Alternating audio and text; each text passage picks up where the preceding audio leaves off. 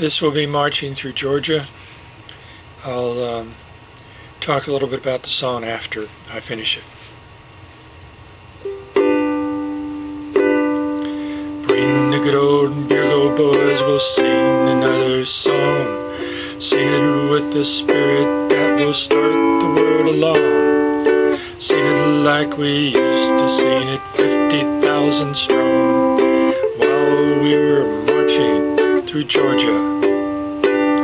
Hurrah, hurrah, we bring the Jubilee. Hurrah, hurrah, the flag that makes you free. So we sang the chorus from Atlanta to the sea, while we were marching through Georgia. How the darkies shouted when they heard the joyful sound. How the turkeys gobbled which our commissary found. How the sweet potatoes even started from the ground. While we're marching through Georgia.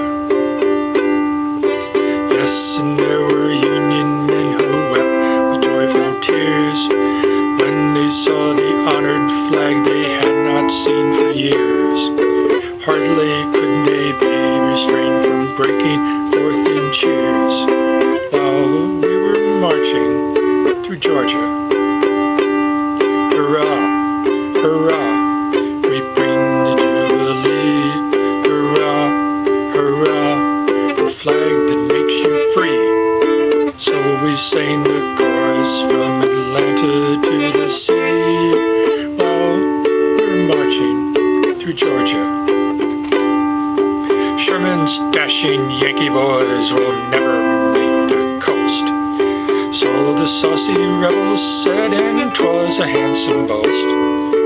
Had they not forgot, alas, to reckon with the host, while we're marching through Georgia. So we made a thoroughfare for freedom and her train, 60 miles in latitude, 300 to the main. Treason fled before us, for resistance was in vain, while we were marching through Georgia. Hurrah, hurrah, we bring the Jubilee. Hurrah, hurrah, the flag that sets you free. So we sang the chorus from Atlanta to the sea while we were marching through Georgia. This song makes a lot of Southerners extremely angry. William Tecumseh Sherman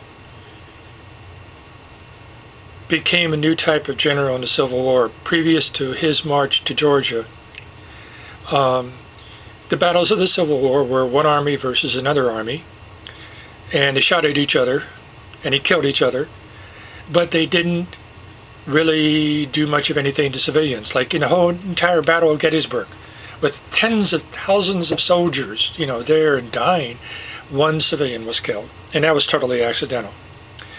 But Sherman set up a new form of total war. Things like it had been done before, but this was the first time in the United States that an army, first of all, cut itself off from its own supply train. Nobody knew where he was, not even President Lincoln. He told his men to forage liberally, which means that they took all the food that they could. And he wanted to make Georgia howl, in his own words, and they did.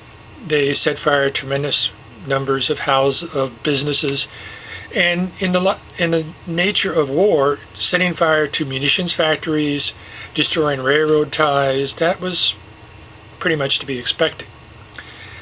But when he got to South Carolina,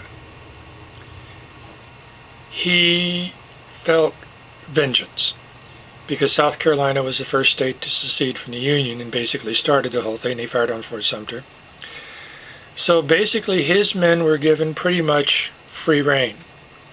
And it was, for all practical purposes, scorched earth policy.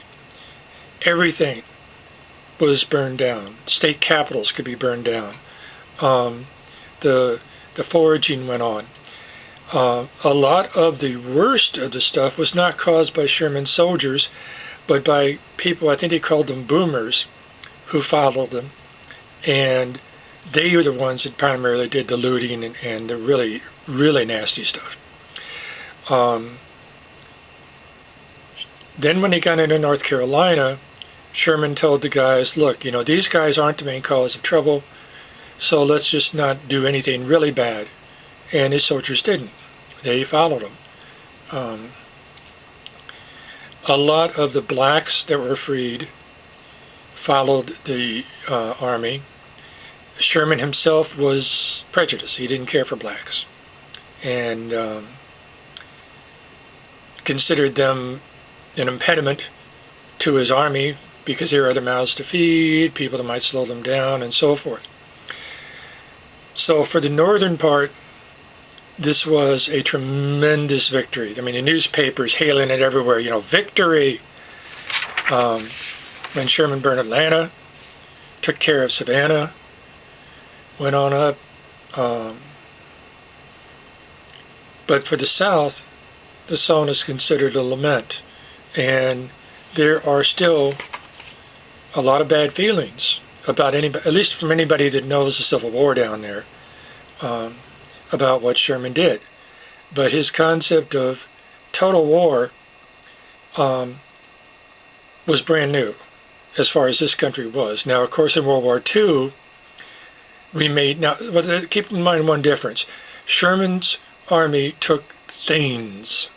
They centered on destroying things, not people necessarily, although granted, when they took all the food people had, they probably starved to death. But it wasn't until World War II when the concept of actually let's kill civilians became the main form, starting with the Nazis and their bombardment of London with the planes and also the V-1s and the V-2s. This was directed at civilians. It was psychological warfare. What Sherman did was psychological warfare. By destroying things, by breaking the back of the rebel resistance, and by showing the people there that the Union Army was going to go through the South and there wasn't a darn thing anybody could do about it. But at least his army did not go and target civilians and kill them directly, as was done in World War II. So it's an interesting song and two totally different takes of it, feelings about it, whether you're from the North or whether you're from the South.